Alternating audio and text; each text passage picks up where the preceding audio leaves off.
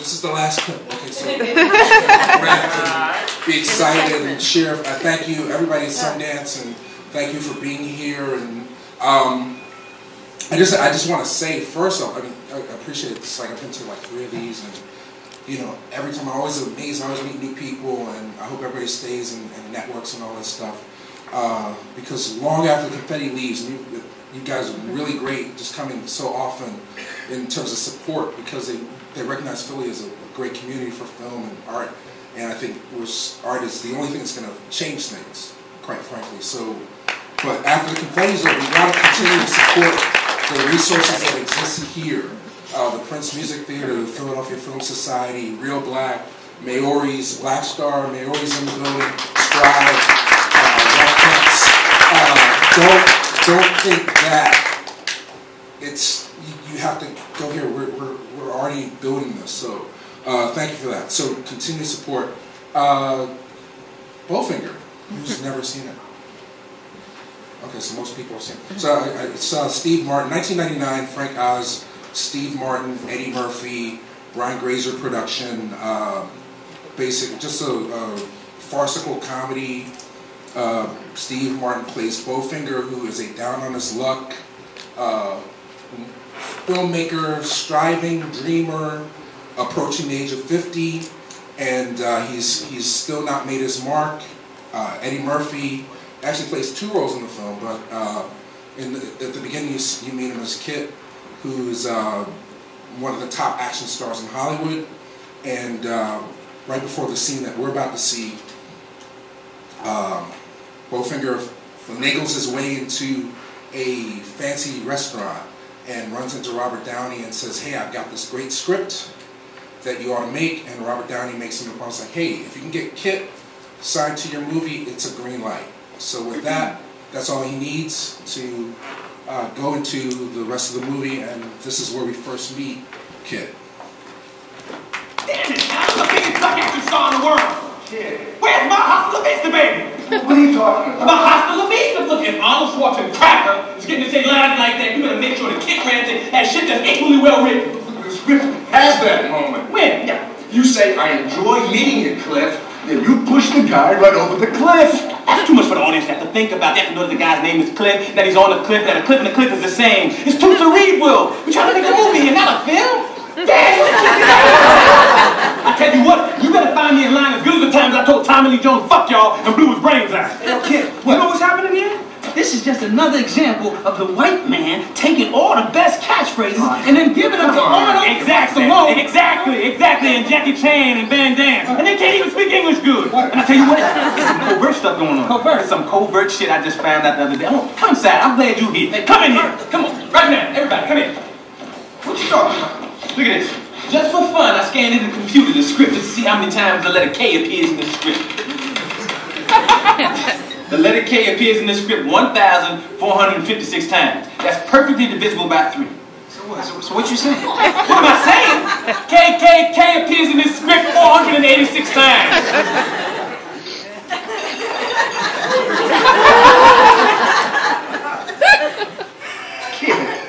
Steve, the sickness is deep. You know what I mean? That's really not the case here. This is a great script. Look, it's not Shakespeare, but What'd you just say?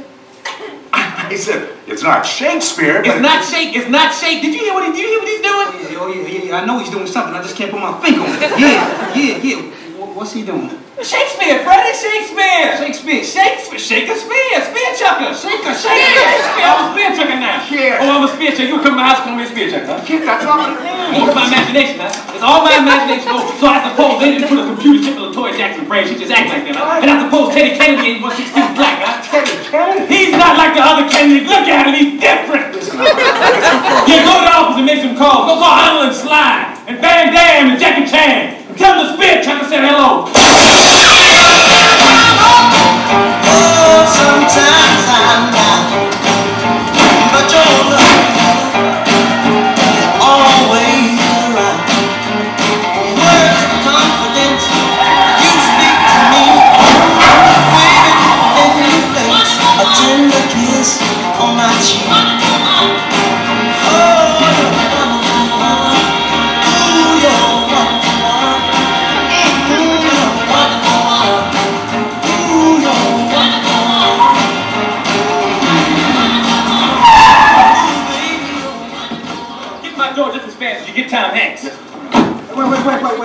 are you? They just must be in script delivery from Paramount. Yeah, I ain't expecting no script from Paramount. I mean Universal.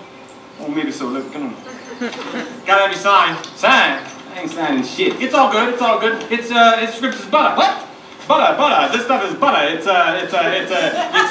all good. It's a jiggy baby. It's Wait, hold on. How you know it's all good and jiggy baby? I was reading it on the way over. I hope you don't mind. You read my script? Yes, and you know what I loved about this script? It's a twist on the usual. It's science fiction, which we know sells. Shut up. Also, No, you shut up. You shut up. Let me tell you something. I'm getting ready to whip your ass. Let me tell you something. You don't be reading my stuff, all right? Now get off the property. I just got a little excited. That's okay. I gotta get over to my Mindhead meeting anyway. Mindhead? Mindhead? Mindhead! You need a lip? Mindhead, I can't believe that. Oh, yeah. Thank you very much. Coincidence. Who's your guy? Terry Stricker, who's yours? Ray.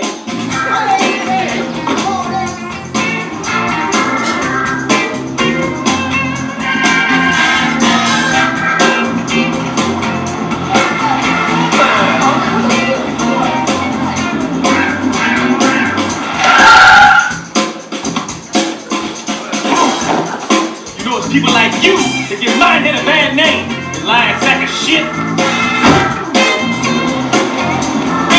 I'm really a big time producer with clout!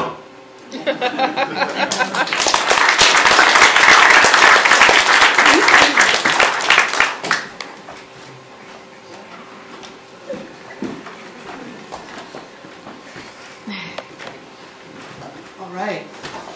So, when you saw that, why did you love it so much? Tell me why. Well, it's one of my favorite movies. I love Eddie Murphy and Bowfinger. You should, if you have time, read Roger Ebert's review. It's he nails the film. He's between this and another Brian Grazer film, Nutty Professor. He really deserved an Oscar. In this movie, he played 2 roles, and Nutty Professor he played 7, and develops the character in so many different ways. But it just seemed to me like comedy is kind of steered away from deftness, just in terms of just having a tight script. And a lot of this script was written and there's room for ad-libs, and a lot of the stuff is tight. But I think a lot of times movies, when they get put out now, they just lack respect for the audience, and they just sort of are very self-indulgent. And this thing moves it's very. There's a sleight of hand. There's no mistake that Steve Martin started out as a magician. Part of the trick is, he's engaging you to think at a higher level. You're not, he's always setting up reversals and twists. There's things that are weaving through within the dialogue, and then these guys are at the top of the game, so they're matching. It's just brilliant, and it's a Hollywood film too. So I think those are key reasons. And then if you watch it again, it moves so fast, it stimulates you to think with the dialogue. Hey, this is not. We're trying to make a movie, not a film. That kind of stuff, very inside. But then at the same time, it moves so fast, you don't really have time to pick everything up. And then later on, you'll realize how he's planting, leaving breadcrumbs. Mindhead becomes more important.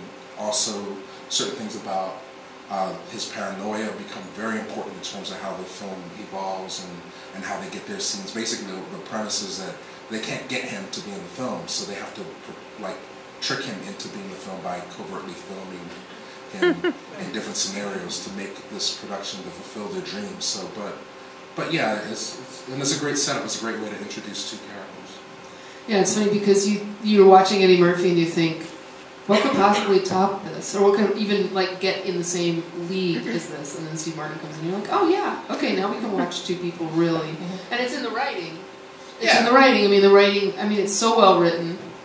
And you can just see Eddie Murphy going, thank God someone gave me something that's good to perform, right? Yeah. You feel that. Yeah, but it's also, it involves the audience where it's really Ralph Cradden and Ed Norton, it's really sitcom stuff at base, but at the same time, it's constantly reversing itself. Every single scene, there's conflict and there's reversal. So you think it's going to go one way, and you as an audience member, you're anticipating, I know it's going to happen, but then they keep throwing candy at you, and then at the end it's wow, okay, I got this basket full of candy, and then the very end, not to give anything away, they end up making another like kung fu farcical thing. I mean, this is pure imagination. Nothing is really grounded in reality, and that's also a key to good writing. Is like you have to create this world, and don't give the audience any time to think otherwise. Like just be in complete control of the world that you're setting, and I think that's where you start to have problems, like where things that doesn't represent my reality comes into play. You start thinking, and it's like, no, this movie doesn't give you time to think. You just buy in. You're either on or you're not. There's also what we've been talking about writing, not always being about dialogue, right, but about actions, because that setup, the setup for the joke of the end is the first guy, the agent, driving away, right, and then bringing us over to Steve Martin and the way he goes in the gates and all that Steve Martin business. But then the Steve Martin getting ejected from the car wouldn't be as funny if there weren't the setup beat. It's also about the logic of setup and payoff in comedy, which it does so beautifully. Yeah, but he's also leaving these breadcrumbs along the way that are integral to the plot, and I think not to criticize, like a lot of times when you see it, you look at the running time. Baywatch 2 hours and 10 minutes, Judd Apatow 2 hours and 30 minutes. It's like, there's obviously things that it's just not going to be tight, going in. Where, like Anchorman's a great film, but they let these actors go so much that there's enough material to make a whole nother Anchorman with different takes on Blu-ray that is equally long to the original Anchorman. So not that it's a bad thing, but I just think if we're talking about writing, Bowfinger's a movie that I love. It's about intentionality, right? There's so much intention in that, right? Whereas Apatow, it's just like a looser, whatever. It's a different, it's a whole different style. It's a whole different everything. Style, yeah. These guys come from Saturday Night Live, and that's all character, and you come into this meta style of comedy where everything is, I like Eric Andre, I like all that stuff, but it's almost like funny acting as opposed to like investing in a character and bringing the audience along with you so that you're laughing together. So it's just a different brand. I don't know if it works. Well, it's the rigor of sketch comedy too, because on Saturday Night Live, you've only got X number of minutes to execute an idea, and you've got to do it within that framework. And there's a lot of bad Saturday Night Live. I'm not. But I'm just saying it's a different form in comedy. Right? Yeah, but if you really want to study this, the best thing to look at is the two Ghostbusters, the all-female remake and the original Ghostbusters. There's a reason why the remake was a disaster. It has nothing to do with sexism. It's about giving too much leeway to.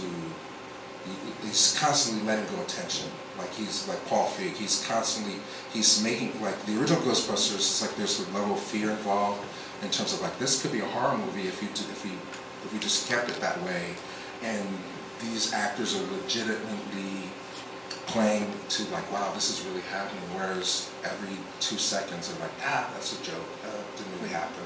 And it's sort of like letting the audience let go of the dream. Like you lose your connection to whatever that psychic thing is. You're not connected anymore. The minute they say it's not important, we just did that to make you laugh, instead of like we're building you up to something. Right. So anyway. Any questions, you guys, about?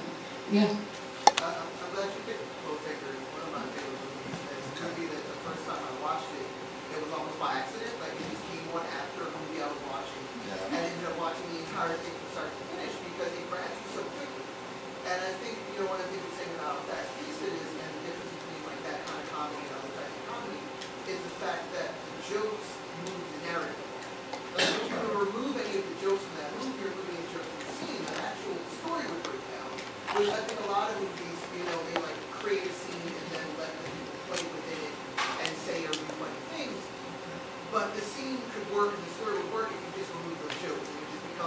It would just be a dramatic version of the same story, where if you remove some of those things from Bowfinger, the plot itself would fall apart. And I think that is something that if you're writing comedy, don't forget to still make sure everything in the script actually has a reason to be there. And if you can remove a joke and the scene still works, you don't have a funny scene. Right.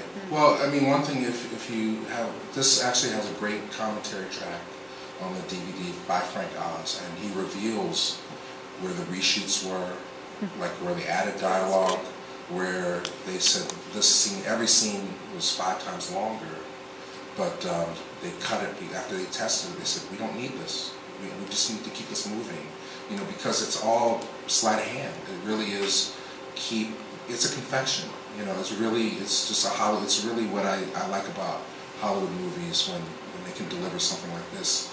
And what I don't like about Hollywood movies is when it's Baywatch.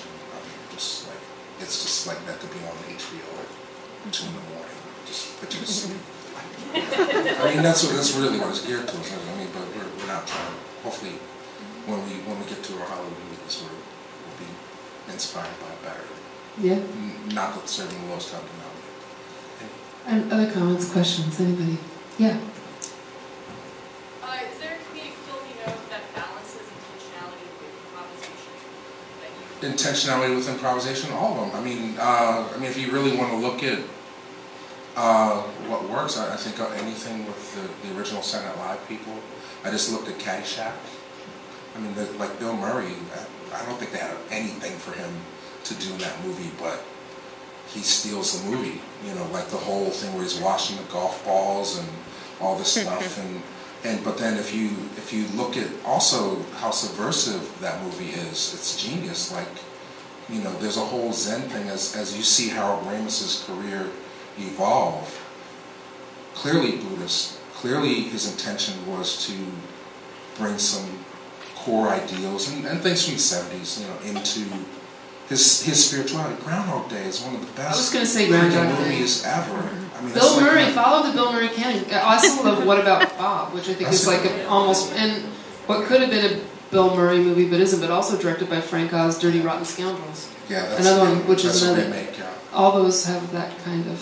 Yeah, I mean, but you know, I think in terms of newer films, you know, I just think they make them too fast. Like, I just think the problem is that they have these release dates and they don't test them enough, and they, you know, I mean, Baywatch came out on Blu-ray and they said this is the longer cut. It's like, how could this be freaking long? It's like 10-15 minutes longer than what I slept through in the theater. Come on, you know? So I think that's problematic, but. I think there's great comedies directed by women also, because not one comedy we've mentioned has been directed by women. Yeah, but like contemporary, if you looked at Lake Bell's film In a World, which I think is a genius, underrated indie comedy, or Julian Robespierre's first film, Obvious Child, I feel like those are I think it's more intelligent now. Like, I love Fleabag, I love Insecure, I mean, Catastrophe. Okay, we have to wrap up, sorry. But those are examples of, you know, contemporary comedies I think are super interesting. Well, women are killing it, you know that. I mean, no, I know. I just don't go to movies that much. They just stay home and stay in the street. They force you to see Baywatch. I wouldn't pay for that. Baywatch is, you know, we're going to get you a drink to get you over Baywatch. All right, everybody have a drink. Everything by Tina Fey.